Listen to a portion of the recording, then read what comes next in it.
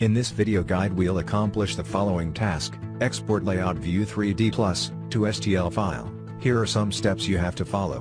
Go to main menu, and select the layout. When you see the list of projects, select project number 002, select view 3D Plus. When you see the list of zones to clone, click Zone DD. A three-dimensional view opens. It can be moved, zoomed, and rotated.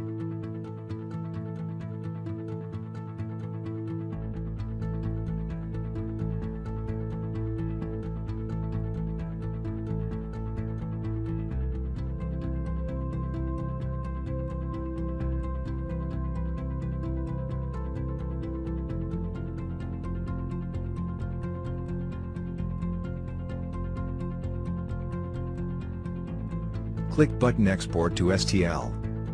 Start download. After downloading, you can open this file in a 3D viewer.